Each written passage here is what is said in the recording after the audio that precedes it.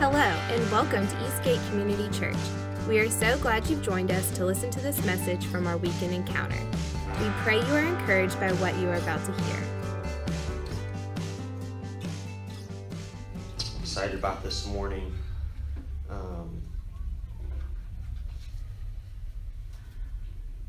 Just want to always, I say this most of the time when I have the opportunity to share, but just to stay in a place of encounter with the Lord, or stay positioned to really meet with Him. I believe many times we miss out on what He wants to do because we check out during messages, but really when His Word's unveiled, when His Word is revealed, and revelations being brought, it's like He's in that, like there's substance in it. And so, we've been so trained to stand and admire the messenger, and just totally, which I'm sure you're not going to struggle with this morning as much. I'm totally enamored, the glory of the beard. Yes. But especially like conference stuff, I mean, I love the ones that the Lord uses, but it's like, it's not their fault, it's ours, but we've trained ourselves to look and be entertained and enamored by a gift. And then the true gift totally passes us by. And I would love if, as we share, revelation in the heart of the Lord, that y'all check out and are meeting with Him and encountering with Him. To me, that's the epitome. And I believe it's the heart of many of these, even these big people that we love to look to. It's their heart as well. Like, would you just stop looking at me? Look at Jesus and look at what He wants to do in us. So, all that to say this morning, I have no idea kind of where we're gonna, the flow, but there's just one plan this morning, and it's Him. So, just expecting Him to come and meet with us, because He really, really wants to. So, I'm just gonna pray, and let's just stay in that place as we go after Him this morning. And so this morning, really, we're going to jump into being poor in spirit in Matthew. I'm going to pray, but I wanted to kind of just give you an idea of where we're coming from this morning. In Matthew 5, verse 2 or 3, I believe it's 3, Jesus speaking the Beatitudes is, "Blessed are the poor in spirit, for theirs is the kingdom of heaven." So it's where we're coming from this morning. Just the poverty of spirit, and just really coming to Him with nothing, and allowing Him to come and move in us. So Father, we just invite You into this moment, God, into this time where we're just opening up Your heart and coming into You, Father, and searching You out, Lord, and being encountered by You. So Lord, we just ask that Your presence would be here in this time, Lord, and everything that we need, and wherever place we're coming from this morning in our lives, Lord, that You desire to meet with us, Lord, more than You desire another message full of words to come forth, Lord. You desire to meet with Your people, and You do that through way of revelation. You do that through way of intimacy, Lord. So we just open up those places right now, Father, in our own hearts, Lord. Any walls that we have, Lord, any training that we've had, Lord, that causes us to check out in moments where we're opening up the Scriptures, Lord, we just pull those things down, Father. Yes. We ask that You would come, Lord, and that You'd even just open up realms of Your presence. Lord, open up realms of Your goodness, Lord, and Your beauty in this moment, Father. We had no other plan, Lord. We don't have a backup if You don't show up. God, this morning we've come to meet with You and ask that You would flow in this place and in our hearts, Lord. But that we really, really, really encounter You.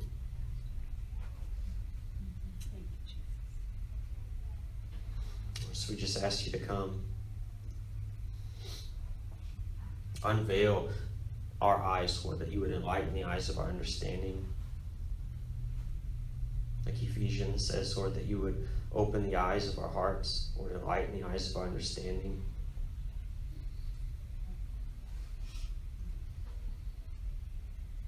Lord, that You would tenderize our hearts before You.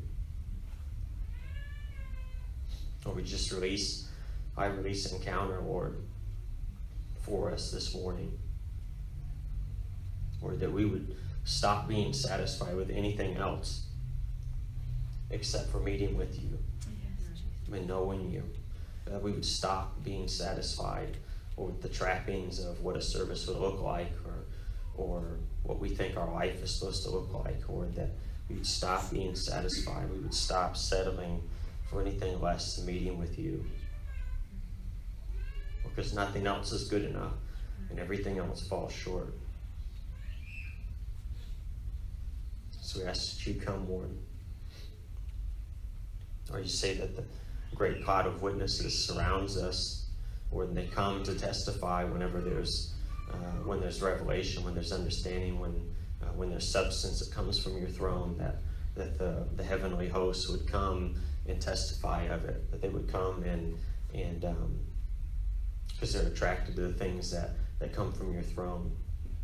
And even those that have gone before us, they come to look in whenever you break out and when you break into our everyday, into these moments. And so God, we just ask that that your presence would be here.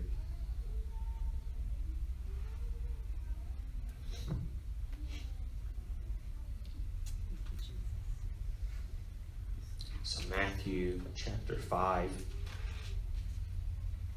verse 3 was translations. I'll read it out of the ESV first. It says, "Blessed are the poor in spirit, for theirs is the kingdom of heaven." And just in the studying over this, and before I read this other one, this is something I felt like the Lord was even asking of me earlier this week, and wanted to ask you as well, and almost make this just kind of a standard thing that we do, is what are you here for? What are you here for right now? You know, what are you here for this morning?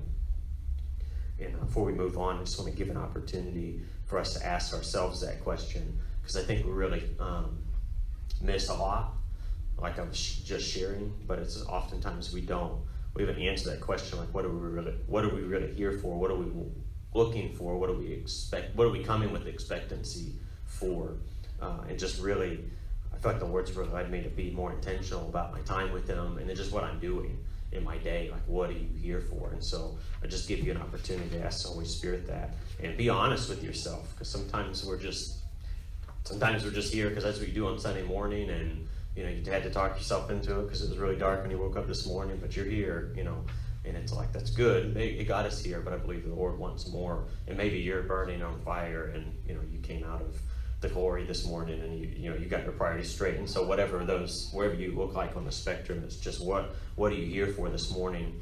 And I feel like when we ask that question, we're honest with the Lord, and we kind of put our expectancy out in front of us, and we get to evaluate it, and he's like, oh, you know, I may have better than that. You know, I really feel like he's got better than what we usually come for, because he's better than what we know.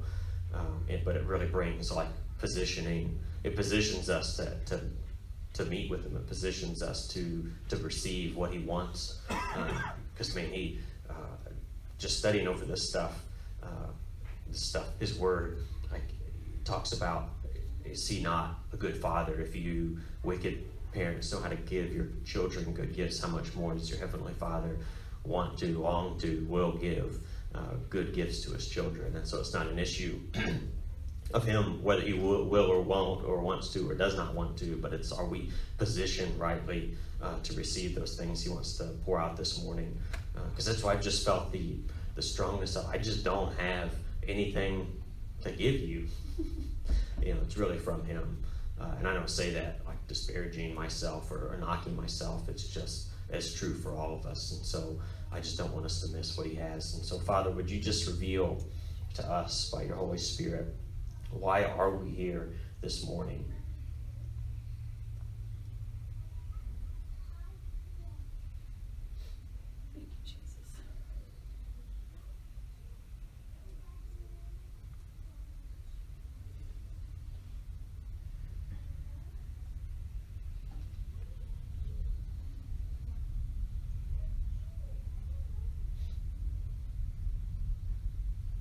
Lord, and whatever those things are, Lord, we just lay them at your feet, and we ask, God, what do you have this morning for us? but that you would show us and reveal your heart towards us this morning.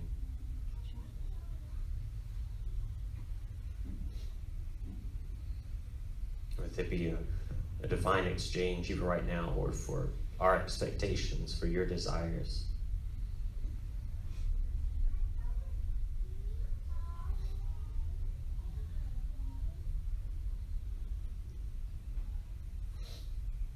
We exchange our expectations, Lord, our thoughts, Lord, our frustrations, our apathy, Lord, our dullness of heart.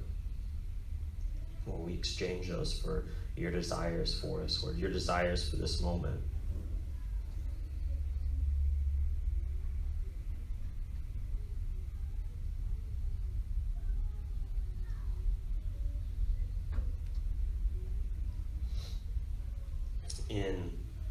So in the Amplified, Matthew chapter 3, verse 5 reads like this, and it adds obviously a lot to it, and I love it. It says, "Blessed, spiritually prosperous, happy, to be admired are the poor in spirit, those who are devoid of spiritual arrogance, those who regard themselves as insignificant, for theirs is the kingdom of heaven, both now and forever." And just really been been sitting before the Lord, not for this message, just in my life before him. It's just like, the more I come to him with nothing, with no expectation as far as what I have up here or what I think should happen or any of those things, the more I just come to him being poor in spirit, which just leads us to the place of like, Jesus, I need you. That song that Rachel and Sarah led, that's just been on my heart so much recently. So Lord, I need you. And that's just been the vein, that's just been the thing, that's just been leading right to him. And that's being poor in spirit. I was researching and just kind of looking what that word poor means. There was no like hidden Hebrew, profound, whatever it means, poor. But just in reading some about it, this came from one of the definitions I thought really summed it up in a really cool way. When it talks about being poor, it just kind of expands it here. It'd be the destitute of wealth, of learning, and intellectual culture which the schools afford, or the destitute of wealth, of learning, and intellectual culture which the schools of this world or the understandings of this world afford.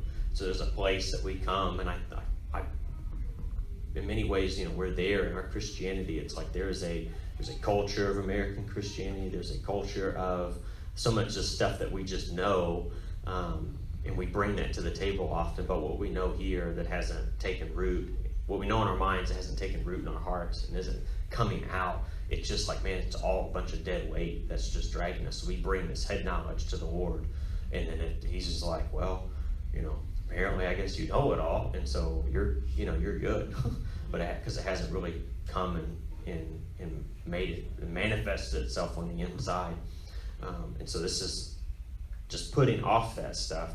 And it says, men of this class, of this poor class, or people of this poor class, most readily give themselves up to Christ's teachings and prove themselves fitted to lay hold of the heavenly treasure. And I love that. It's like in Acts, it talks about they marvel when they looked at these men, these people that were walking out the things of the Lord, because they knew that they weren't learned or schooled men. They were just everyday, like most of them were fishers or tax collectors or that kind of deal. And it's like, the Lord really, really, really values that poverty of spirit, that like, I don't bring anything to the table, and he knows that, but I don't kid myself in thinking I bring anything to the table. And it's not degrading ourselves, it's just like, it says, that the Lord's unsearchable, that the joys of the Lord or the presence of the Lord's unsearchable. And he invites us into searching him out and knowing him, but he makes it very clear we don't come to the table with anything. Everything that we have, that we could say that we have, only comes from him. And it just sometimes it's a subtle little shift in how we approach him, in the posture of our heart. And I really feel like, maybe some of you, I believe that all of us have been doing this in measures, in ways, but I just really felt like for all of us, there's there's a greater call or a greater invitation into doing this in a new way. And so really coming before him, and Father, I don't bring any of my stuff to the table. I just come, I need you. Would you come and teach me? Would you come and train me? Would you come and just reveal yourself to me? Because, I don't know, I mean, well, it's funny when you say it that way, but it's like, what else is there? And what else could we possibly want? Yet, I really believe so often we're satisfied with so much other things other than him. And we don't come poor in spirit. We don't come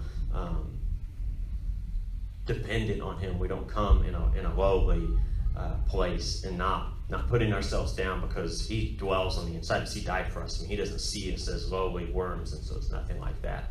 But it's just like, you love me and you value me. But Lord, I just come to you like a child.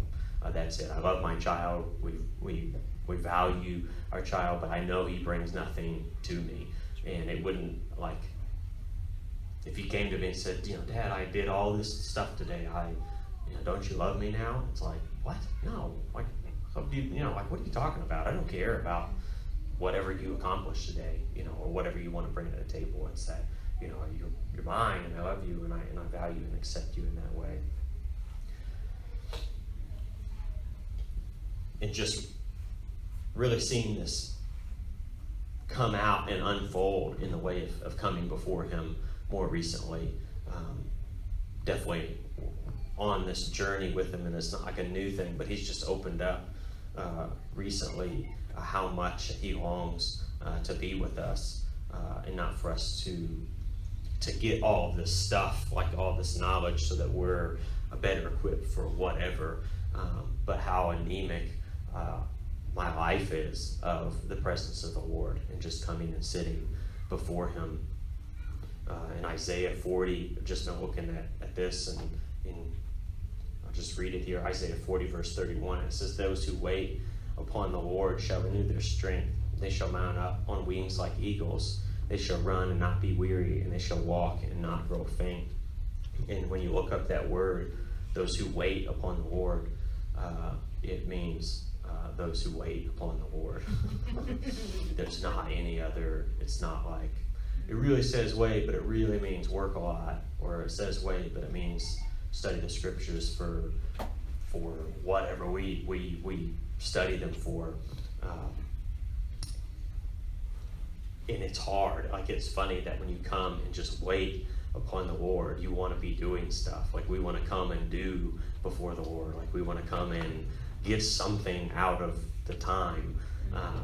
And there's like a weaning off of working and just really coming and waiting before the Lord. We see it with Mary in the New Testament, that Mary's sitting before the feet of Jesus, and Martha's working a lot. And it's just like, she's got, her britches all in a wad or whatever. And the Lord's like, I had a couple different phrases working through there. I'm like, no, I can't say that one, so we'll just mix a bunch of them together. I wasn't sure what I was going for. It'd have been weird coming from the pulpit. So Yeah. understood. Yeah. You get it. But so consumed with all this other stuff, and the Lord's like, just like, she's doing a better thing, really coming before us, but there's no like thing you can always take out of those times and like, see, I have produced this thing. But I really, really feel like specifically for Eastgate, there's a wisdom in God that's foolishness to man. And we will be founded on the wisdom of God that looks like the foolishness of men. And the wisdom of God is to come and wait upon the Lord and be grown up and matured in the waiting on the Lord. And there's different ways you could take that, obviously, in waiting on him, looking to him, and where our help comes from in times of trouble, but really a lifestyle of waiting interesting, of waiting on the Lord. Yeah. If your eyes could see. Thank you. Coming and waiting on the Lord, a lifestyle of just sitting and being before Him, and not looking to bring anything profound out from that place, not looking to come before Him. You know, it's sad in many ways, but having an opportunity to speak and share and preach, and being around other people that have done that. There's been definitely times in my life and years of my life where the only time you come and really get in the face of the Lord was because you had a message or you had the opportunity to share something. And it's super, super, super sad, because in His goodness and in His graciousness, He'll come and He'll share with you, not for you, but really for the people that He loves. And then whenever He shares His word, obviously He's always faithful to move, and you know, whenever it goes out, it always comes back accomplishing the things that He sent it out for. But that's a sad life, and that's a sad existence. And then even more unfortunately, if you don't have opportunity to speak, you don't even have that kind of pressure to lead you into the Word or lead you into getting revelation from Him. And I would say many of our brothers and sisters in Christ who are believers are so anemic and so lacking in the presence of the Lord and just coming before Him. And you know, it just brings a whole new understanding to me of, and Matthew said when he says there'll be that day where many will come to me and say, Lord, Lord, all this stuff and all these things, and you know, casting out demons in Your name, many mighty miracles, healing the sick, cleansing the leper, all those kinds of things. And He says, depart from me, for I never knew you. And knowing Him doesn't come from studying to get stuff, but it comes from a position of being poor in spirit and just coming and waiting in His presence and like actually knowing Him. I've been challenged. There's a guy, and I really think he'll be here one day, but he talks about waiting upon the Lord, and he literally, it's kind of really the first time I had heard that he actually just waits on the Lord, and it's really opened up this deal. He does stuff super early in the morning, which whatever. I tend to like things in the evening, spending time with the Lord, but he gets up at 4 or 5 in the morning, gets earplugs, goes into, he has like a prayer room, a prayer closet. It's just the closet in his house, but he's got it decked out, puts headphones in and sits there. Like not headphones, earplugs, not music, earplugs, and just sits and waits on the Lord for hours, like 2-3 hours, and just doesn't move, can't hear anything, literally waits upon the Lord. It talks about waiting upon the Lord to renew your strength. There's another passage where it talks about waiting upon the Lord to see what He might say or to hear what He might say. And it's totally like a positioning of our hearts to come in and align ourselves to just hear what He has to say. And it's like in many ways, like a sacrifice. Because my though's like, how do you not go to sleep? You know, it's like 5 in the morning, and you got earplugs in with your eyes closed, and you're not like the points. You do not. There's not praying in tongues. It's just like wait upon the Lord. Those who wait. How do you wait? We just wait it. Like you just wait. You just don't do anything. But how much? I don't know. It's crazy and really cool. But when you start looking at that kind of stuff, it's like, man, how anemic, or how, what's another word that's saying anemic? Yeah, deficient or immature or lacking we are in being able to come before the Lord. It's like powerful podcast. It's like we've ramped they talk about it with kids in TV shows and cartoons that like when you let little kids watch specific shows or let them play video games, it's not like whatever, I'm not going to get into all that. It may or may not do anything to their actual brain, which is debatable, but what they say it does is it increases their level of normal, like their stimulus level of normal, and it puts it up. And so that's what leads to, I believe, much of what like ADHD or ADD is may or may not be anything more or less than they've trained their brain that here is normal, and it requires this level of stimulus and input and then here and there and this and that, and that's normal. and then to come down out of that, like everyone gets bored, but their level of that is so much higher.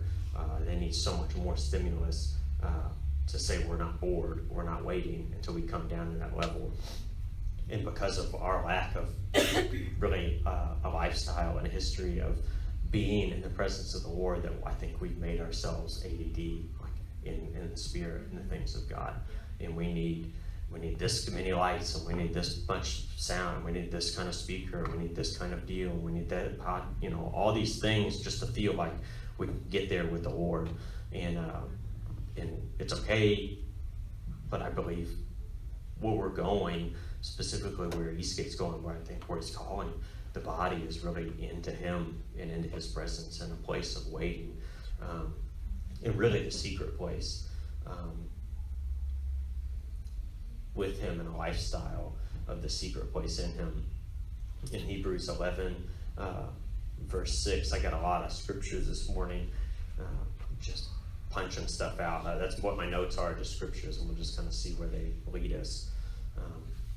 But it says that those without faith it's impossible to please Him, for whoever would draw near to God must believe that He exists, and that He rewards those who seek Him, rewards those who diligently seek Him. And I know there's a grace right now for us to come into secret place with Him, come into a devotional life with Him that's more and beyond what we've had. And there are rewards for us in that place with Him. His word talks about His eyes go to and fro across the earth, looking for those whose hearts are diligently after Him, or who are in pursuit after Him. But it's really from this place of His presence.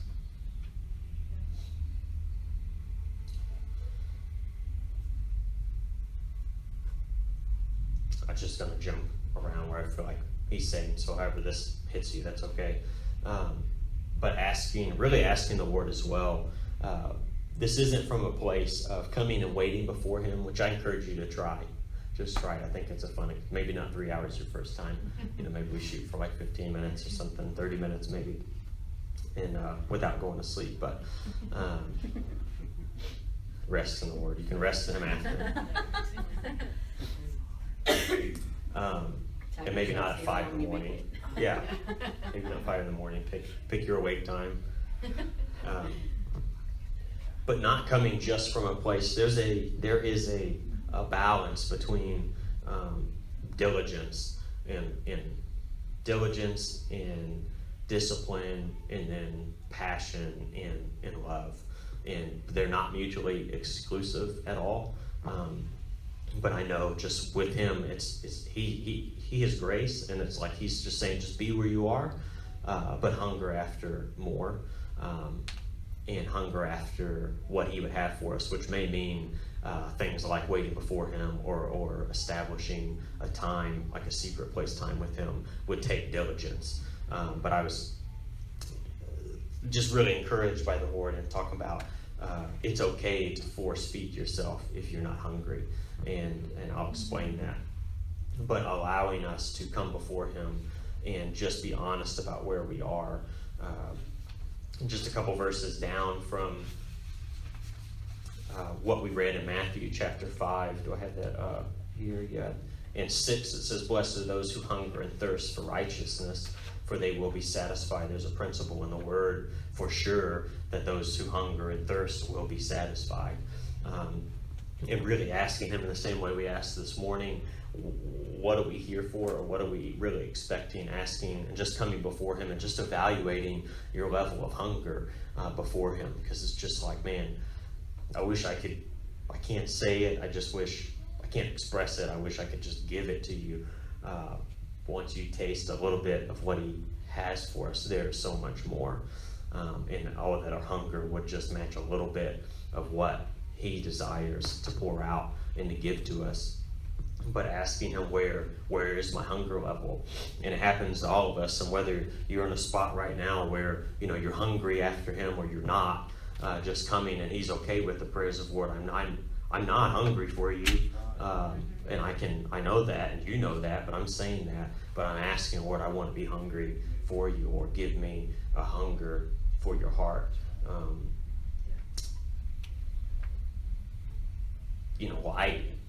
Light a fire on the inside of us, again, Lord.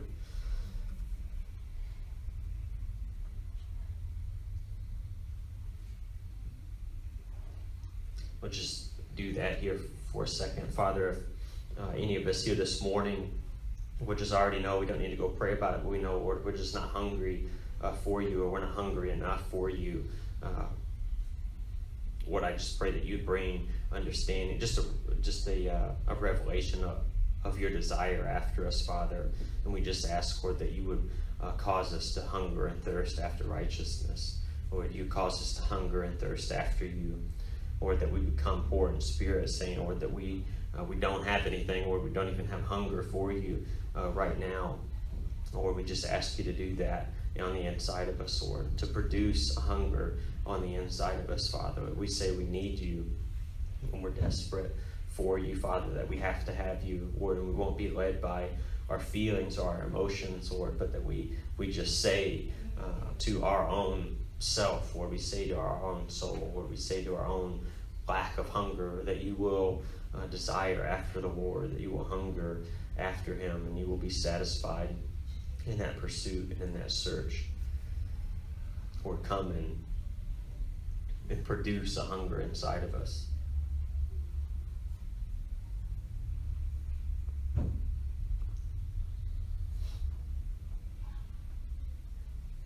Lord, that you'd awaken us up on the inside, Lord, where we've allowed ourselves to go to sleep because of being satisfied by other things. And John chapter 10, verse 4, it says that we would know your voice, the voice of our shepherd, and we would not listen to the voice of others, the voice of strangers. Lord, in any area of our life that we have settled and satisfied for the voice of another, Lord, that's dulled and caused our own heart to go to sleep, Lord, that you would come wake that up.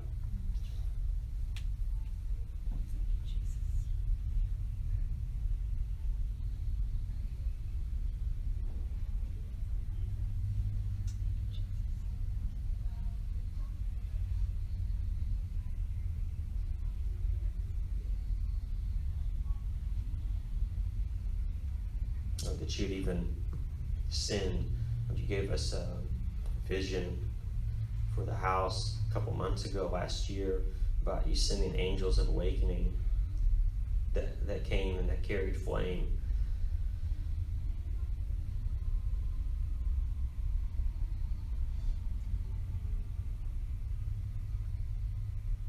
Lord, we ask that you would release those angels of awakening that come from your presence, that come from your throne, and carry a message, an invitation into the secret place, Lord, into the place of intimacy, Lord, into the bedroom chambers of intimacy with you and your presence. Lord, and if in other seasons, God, we didn't steward well that place that we found ourselves in, Lord, if we rejected the invitation, Lord, that you would, in your grace and your mercy, Father, would send again invitations into the place of burning with you.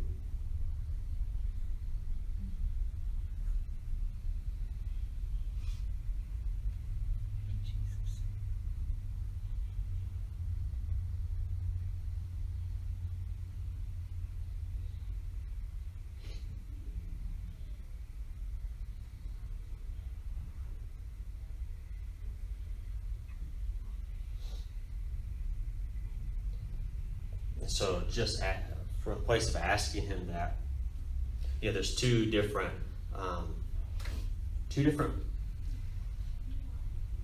places you can come at in this thing, or two different things he showed me.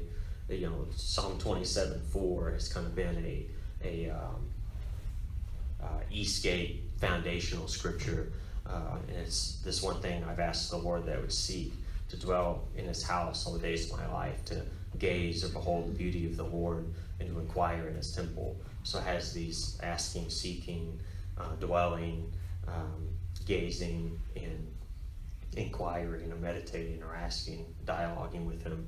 It's these 5 things. And it's interesting because there's an outside-in approach or positioning with him, and then there's an inside-out positioning or approach to the presence of the Lord in the secret place.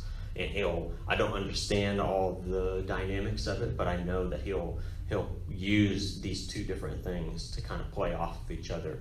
And it's almost like the up and down of the billows in a fire, and it's just kind of what produces the wind on the inside of us. And I say it this way because I was sitting with him the other day, and like he said, I want to take Psalm 27:4 and shift it into, or mature it, or transition it into Song of Solomon 8:6. In Song of Solomon 8:6, it set me as this is the Shulamite woman, this is the bride speaking to the groom, says, set me as a seal upon your heart, as a seal upon your arm, for love is as strong as death, and jealousy as fierce as the grave. Its flashes are the flashes of fire, the very flame of the Lord. For many waters cannot quench love, neither can floods drown it. And if a man offered for love all the wealth of his house, he would be utterly despised. And there's a place where we come, like, Lord, we're not even hungry. Like, I'm acknowledging, Lord, I'm not even hungry. And even where I'm at now, I know there's a level of hunger that he desires, a level of hunger that he has for me that I have not yet matched. And so no matter where we are, we can come into this place of, like, Lord, I need you. And so it almost like there's this place of the poverty of spirit that comes in Psalm 27:4. Lord, this one thing I ask, this one thing I seek after, to dwell in the house of the Lord. It's this outside in. It's like I'm not there, but it's the outside in. Lord, this is what I want, what I'm longing after for you, for more of you. But it's from the out. Even though we're in, like we're in the beloved. I mean, he dwells on the inside of us. But I don't know, man. I wish I could. Does that make any sense? It's like we're accepted in him, but it's almost like he's wooing us. But we're not yet here. We're not yet connected. It's almost like a date night. Like you're setting up a date night and you're texting each other like, oh man, can't wait, blah, blah, blah. This is going to be amazing. It's like there's a wooing. And so it's from the outside. We haven't yet come together. And there's seeking and asking and gazing and dwelling and inquiring and meditating. And it's very much an outside in. And when you do that, just like in a date, if we're wooing each other, well, when we meet, we're not having to woo each other anymore. When we're face to face, when we're skin to skin, we're not wooing each other anymore. And it shifts or it matures into set me as a seal. It's almost like you see like the language shift from the outside in, or from a distance of anticipation and calling each other. And now this thing's coming from the inside. Set me as a seal upon your heart, or as a seal upon your arm. For love is as strong as death, and jealousy as fierce as the grave. The very flashes, the flashing, or flashes of the flashing of fire, the very fire of the Lord, and just the whole language shifts. And there's I thought it was interesting too. We have in Matthew 7, what I'm sure we're all familiar with. I've read it before, but everyone who asks, it will be given to you. If you seek, you will find, and knock, and the door will be open to you. For everyone who asks receives, the one who seeks finds, the one who knocks, it will be open to you. And there's a place where that's asking, seeking, knocking. It's good. It's what the Lord wants for us, and He'll take us in and out of those things again, like the up and down of the bellow, or the wooing of the place of intimacy, and kind of like a date night kind of deal. But that asking, seeking, and knocking should always lead or mature into John 15, that He abides in my presence. You produce fruit from that place when you abide in my love, that you'd walk out the commandments that I have for you, that anyone who's not abiding in me or rooted in, a part of me, that you have no place in. It goes from, Lord, I'm coming after you, to like, now I'm living in you and from you and through you. And you'll do that, and then you'll hear the language of like, okay, now ask for more. And then it's like, well, it's not a one-time deal. It's just this back and forth exchange from Him. And what he's doing is taking us from glory to glory. He's taking us from levels of his heart to even deeper levels of intimacy and relationship before him. And it just starts and comes from, there's no plan B. There's no second option. There's no, we'll see how this works, so we'll try this thing out. But a position and a repositioning of our hearts, or like, we are literally like, you are the only thing, and I refuse to be satisfied by anything else. You know, and it's funny because as you ask and seek and knock, as you dwell in his house, as you do those things, he starts to shift your life around. And then even when you come into those places of intimacy and you stop, and you're not in the moment coming from the outside in, wooing each other, but you're actually in that place of intimacy and love. There's such grace and favor that flows, and I don't think many of us I think we've yet to step into that in the way that the Lord wants to do it. But there's such provision, because we're talking about, I mean, he's the bridegroom and we're the bride. Just like this shirt is for sons and daughters, because we're all sons of God in his kingdom, where we are all as well the bride of Christ. And so what we're really talking about is a husband being with his bride in a very intimate, like as serious as that kind of deal is. It's that level of relationship that he's wanting. And so whenever your husband is the creator of all things, the Alpha and the Omega, has a cattle on 1,000 hills, when you come into his bedchambers, whenever you are in a place of intimacy with him, what is lacking to you? You know, it's kind of like Solomon's wives. I mean, what could they have wanted for? Nothing. They had everything. What could you want for? But it's amazing that if our hearts aren't really set on him, that we can begin to be satisfied with the favor and with the resources and with the grace that exists in those types of places and in those realms with him. And the very thing that's available to us in those places of intimacy with him can actually be the thing that will woo you away, because it's not about, because we can be internally satisfied with the things that he's doing around us, and then walk away from relationship with him, and those things that are available to us from that place can stay and linger for a while, but he's not fooled about what we're satisfied with.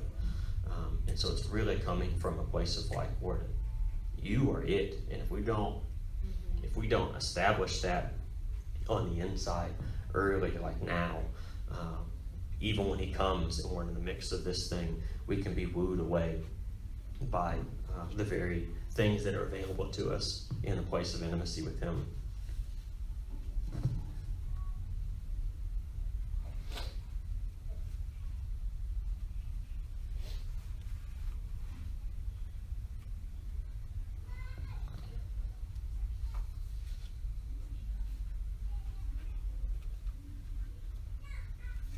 Really, it's just even asking him that just confirm this stuff on the inside of us, because it's less about an understanding and more of like, he just flips the switch on the inside, or he doesn't. I don't know how else to put that in words, but I really am praying that he would do that on the inside of us. That I am the vine and you are the branches, and whoever abides in me and I in him. It's John 15:5. It's he that bears much fruit, for apart from me you can do nothing. Verse 7, if you abide in me and my words abide in you, ask whatever you wish and it will be done for you. And it's just, that's the repositioning that's happened. It's come, ask, seek, knock on doors. And then it's now you're in this place of abiding with him. And then now you just ask for the very things from that place. You don't have to go on the outside and knock and come seek back in, but you're in that position with him.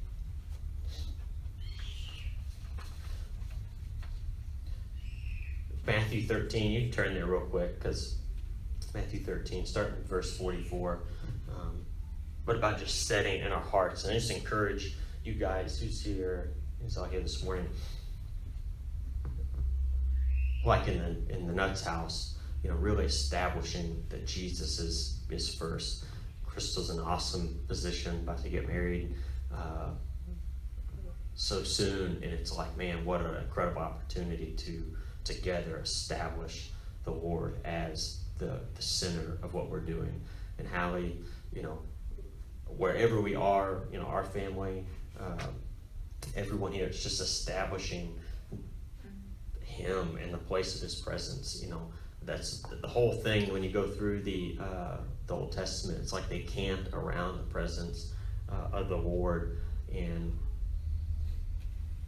in our lives are to be in his presence, around his presence, like consumed with his presence. And so in Matthew 13 verse 44, it says, "For the kingdom of heaven is like a treasure hidden in a field, which a man found and then covered up.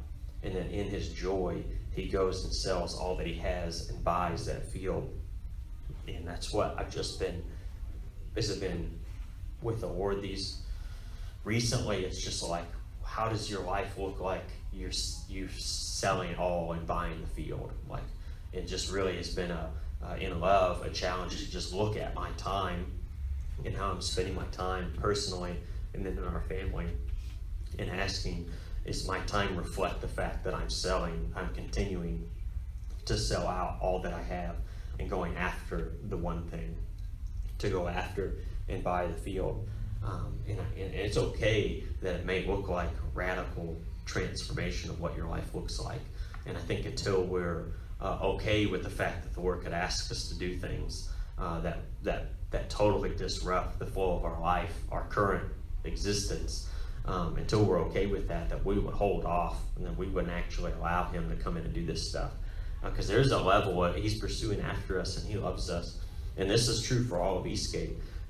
There is a invitation into this thing, but it's not, you don't walk into the party on accident. Like, you don't show up to the right place on accident. Like, there's very much an invitation from the Lord, from the Spirit, to come into a lifestyle that is going to lead us into fulfilling the things that he's spoken over this house and spoken over us specifically, which would be a people burning for him. I mean, it's signs and wonders. It's Jesus being manifested. It's the Father being manifested through our lives wherever we go, which will draw people consequently to this house, to this thing. But it will, more importantly, as we go and as we're dispersed out, we're going to see the Father touching hearts.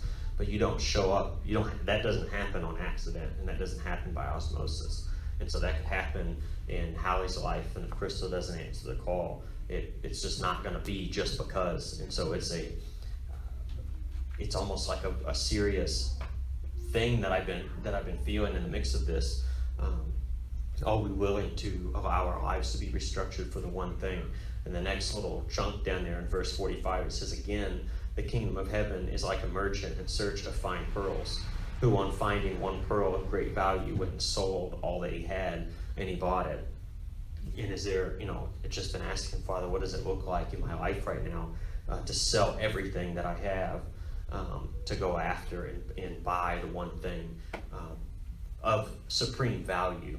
And it's not just like a decision. Well, I guess it's not talking about like literally going and selling all you have and selling your house. Like, well, okay, Lord, it's just when you're willing to sell everything that you have to get something, it's because you have come into the understanding and revelation of what's available to you is of supreme value than anything else that you have. You know what I'm saying? It's an exchange when you're willing to sell everything you have for something of supreme value. It's like it's not even a thing. It's not like, well, oh my gosh, I don't know if I can get rid of this stuff. It's like, hey, would you give me all your junk for this bar of gold? And you're like, yeah, sure. It's not a thing. I don't have to go calculate it. I don't have to go get counsel or wisdom. It's just like when I put all this piles of junk with this one bar of gold, then I'm like, yeah, I'll take the thing. I'll take the item of supreme value. And so what does that look like in our lives right now? Are we positioning ourselves to sell all that we have, to buy the field? When Paul talks about this, you see it all through Acts that they had devoted themselves to the Lord. They had devoted themselves, and that wonder was showing up in their midst, and that they were all in awe and wonder, because they had set themselves on beholding Jesus. They had set themselves in the presence of the Lord, and they were doing it together in community. Each family was doing it, and they were doing it individually, they were doing it as families, and they were doing it as community. But it was so sold out. It was such a lifestyle. It was such a well, of course, that's what everyone's doing. I think what we miss so much of what the New Testament is speaking to, especially when it talks in many of the things that Paul shares, it's in the context of they didn't know another way. They didn't have life as usual. Like becoming a follower of Jesus changed everything. There was nothing that stayed the same in their midst. And so I think sometimes we forget kind of what context this stuff was coming from.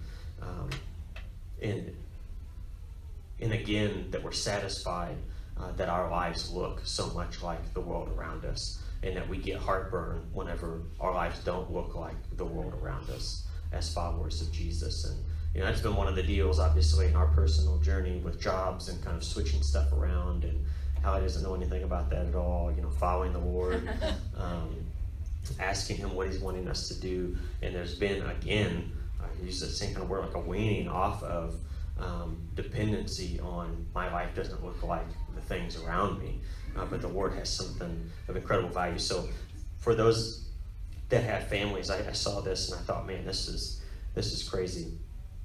And turn to 1 Corinthians, because I want you to see this, because it's crazy. 1 Corinthians chapter 7.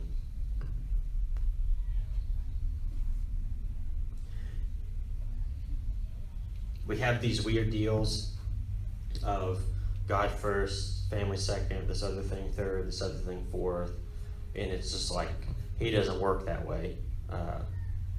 It's God first, and then God and everything else. I don't know. Doesn't make it. Yeah. God third. Doesn't make a very good list. In heaven, and so many things. We're I know.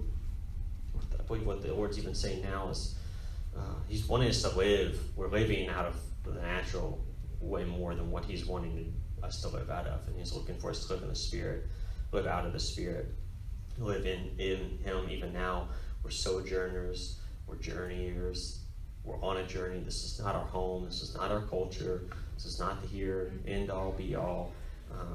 We need to stop trying to be satisfied with what everyone else says is successful, what's okay. But in heaven, in the Spirit, there's no marriage or given in marriage with one another. Again, because we're the bride and He's the bridegroom. There will be a wedding day. There will be a marriage feast of the Lamb. There will be a marriage in heaven, but it won't be with us amongst each other, but as one, the bride of Christ with Jesus. So this infiltrates this message of intimacy with Him, of the secret place, of a lifestyle of living in Him, in His presence, of waiting on Him, all this kind of stuff that's so demanding. It's so demanding and it's so disrupting to your life as usual if you're not already building your life around Him. It's even demanding to our families. It's even demanding in our marriages because He's preeminent. Like He takes first place. Marriage here is temporary. This is not forever. In Matthew, 1 Corinthians 7. Let's look at verse 3. This will be we'll do a couple things here. The husband should give to his wife her congenial rights. A sexual relationship, obviously. Likewise, the wife to her husband. For the wife does not have authority over her own body, but the husband does. Likewise, the husband does not have authority over his own body, but the wife does. This will help everybody a little bit, maybe. This is biblical. Just a total side point. But the husband should give to his wife her congenial rights, and likewise the wife to her husband. There's no biblical room or foundation for a husband and a wife to withhold from each other for any reason. Intimacy and relationship. I just thought that was encouraging in the Word. It's not a problem. I'm not preaching to Rach right now, but it's important. I'm not saying I'm not. It wasn't a marriage joke. You need to. Well, you're good. You put a good spiritual spin on that, though. Because... Oh, we will. We will. But I thought it was interesting and valuable that that's a thing, you know, and intimacy is important. Intimacy, put the Father's important. And then obviously this isn't forever, but the Word does a lot. We believe marriage primarily is a sharpening ironing relationship, and it's to produce holiness in the other person, in you. Likewise, the husband does not have authority over his own body, but his wife does. Do not deprive one another. This is really interesting. Except perhaps by agreement for a limited time, that you may devote yourselves more fervently to prayer or the pursuit, but then come back together again. And I just always read that, even in high school, and it's just like, what? Like, that doesn't make any sense. Like, where did that come from? It's just such a random thing. But what I really felt like the Lord was saying, it was, he threw that in there because it was such a reality for that time and for the believers in that time, that the presence of the Lord is seeking his face, which can't be done on the go. He's not a drive-through. He's not an in-and-out quickie. It takes time.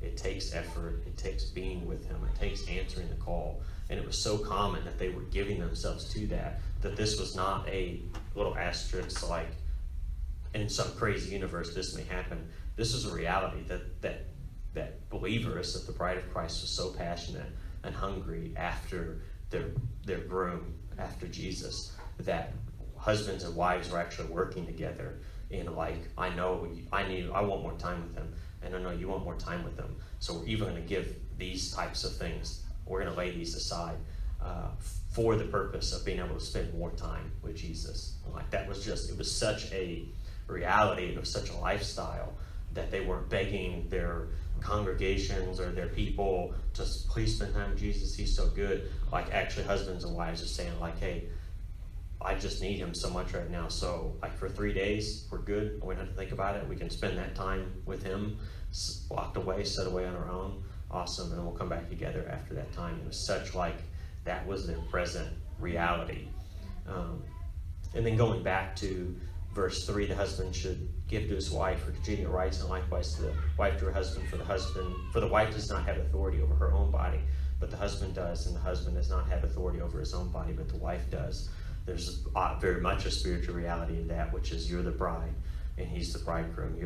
You're the bride, he's the bridegroom. That you don't have that right to take away, like we are taking away when we're not spending that time with them as individuals. That we are robbing, just in the same way that I could rob my wife of intimacy and relationship and sexual fulfillment, that we can rob from the Lord, from our husband, intimacy in the very things that he's paid a price for. And he's not robbing, because I guarantee he's not robbing us. Like, we're never going to come to a spot and then he's not giving to us, because he's giving his heart over to us. So in that same way. So I just thought that was really interesting, and it just kind of, whether you're in a marriage relationship or not, it just underlined the fact that there's nothing off the table, and that he takes preeminence over everything, and that our lives and even our family structure, because if you're in covenant, if you're in marriage and relationship together, you just don't get to make these decisions. I think that's why Paul said it's not a commandment, but from my own opinion, it'd be better if you didn't get married. You know, I mean, she shares that kind of deal in I don't know if it's First, Second Corinthians, I believe, but he's just saying, hey, if you can do it, don't, because whenever you get married, then you have to tend to the needs of your spouse. And if the Lord would give you the grace to do that, so you can more fully devote yourself and your life before the Lord. And obviously I'm married, and so there's no kind of weird deal to that, but even in that mix, there are responsibilities that we have to provide for one another, but it never takes the spot of being with him and us living a life before the Lord and for the Lord, even at the healthy, appropriate cost of our own time together. And so it's not just, I can make this decision for our family, and Rachel's not on board, but it's really like this is a thing we get to partner in together, and really asking him to take this to another level, and that we'd even structure our lives and our families around the presence of the Lord, that we could more fully devote ourselves to him. I love this verse. It's Proverbs 25, verse 2. It says, but it's the glory of God to conceal things, and it's the glory of kings to search them out. And so just all the way back to, I'll close here, but he's looking for people that search after his heart. And again, he's not a drive-through, and he's not to be had lightly, and it will cost us everything, but compared to him, everything else we have is just junk and garbage anyways. So, would you come up and play here for a second? We'll just take just a couple of minutes real quick and just allow the Lord to do whatever he wants in our hearts. So Father, let's just go to him and posture ourselves in prayer. Father, we just ask you, Lord, to cause our hearts to be hungry before you. Lord, any dryness or any barrenness, Lord, you talk about in Isaiah, Lord, that the thirsty, that they're parched, and that they're in valleys and in dry places, that you would cause rivers and springs to come up, and even high places, that you would cause rivers of water to spring up in the dry, barren valleys, Lord. So, Father, we just thank you that you bring hunger, God, that you bring a thirst, and that you satisfy that hunger and thirst. Or that it wouldn't be out of human striving, it would be by your Spirit, Lord, that you would give us the grace to hunger, or that you would give us the grace for prayer, or that you give us the grace for fasting after you, Lord, that as we look and behold and gaze on your beauty, Lord, that you would produce within us, God, a heart that desires after you.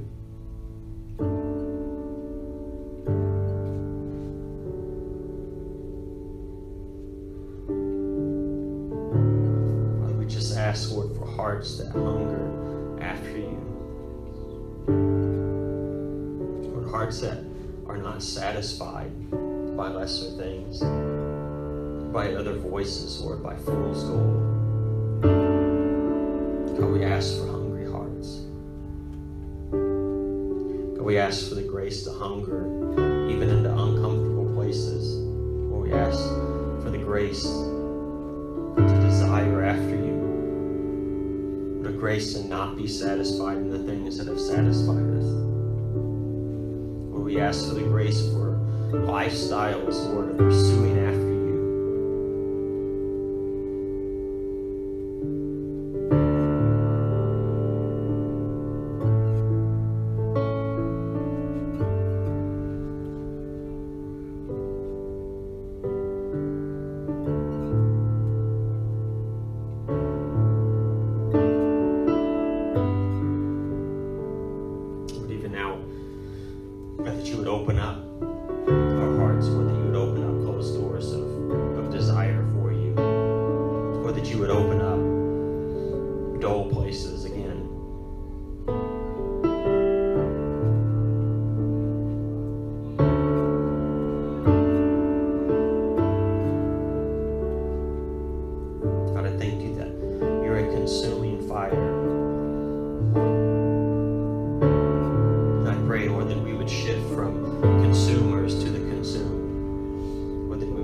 From a consumer mindset, or coming to get what we want from you, God, and then repent from that way of thinking, Lord, and that we would come and be consumed by the all-consuming fire, or that our lives would burn for you.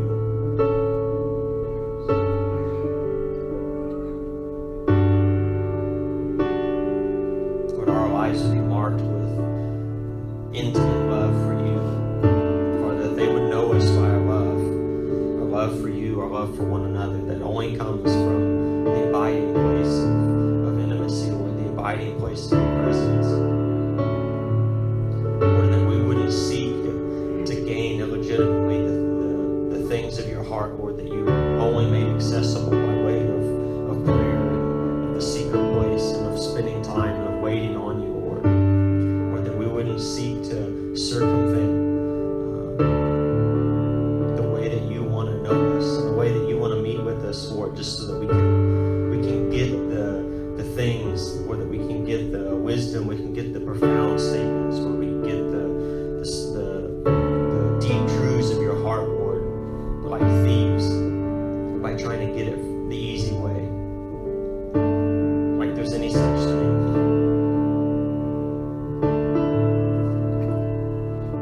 We can't have the oil of the one next to us, Lord. We must have our own.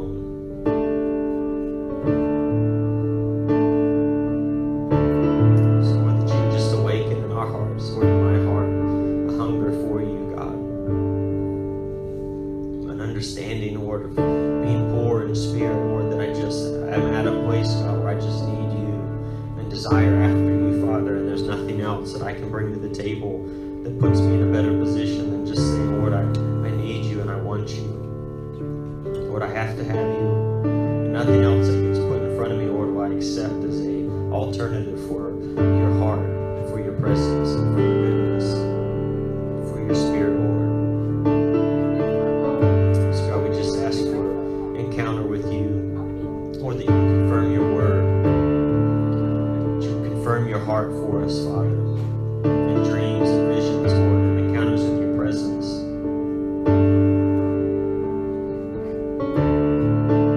Father, you would just flip the switch of hunger on the inside of us.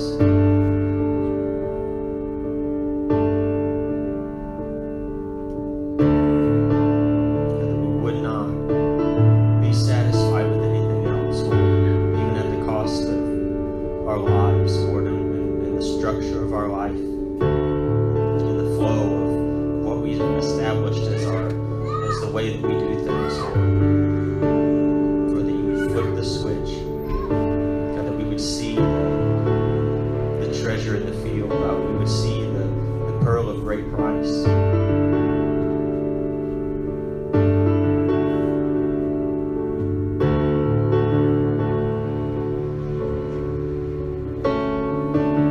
So we thank you for your goodness, God, and we thank you for your spirit that dwells inside of us, Lord, that can do this thing. You're the only one that can do this thing.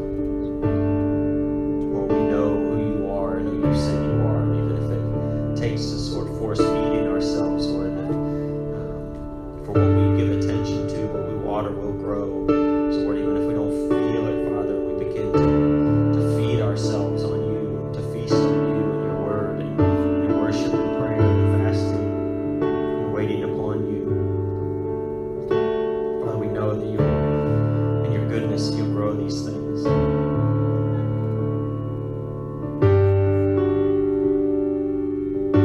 So God, we just thank you and we love you, Lord. In your name we pray. If we want to have Thank you for joining us. If you would like to know more about our community, please visit our website at eastgatetx.org.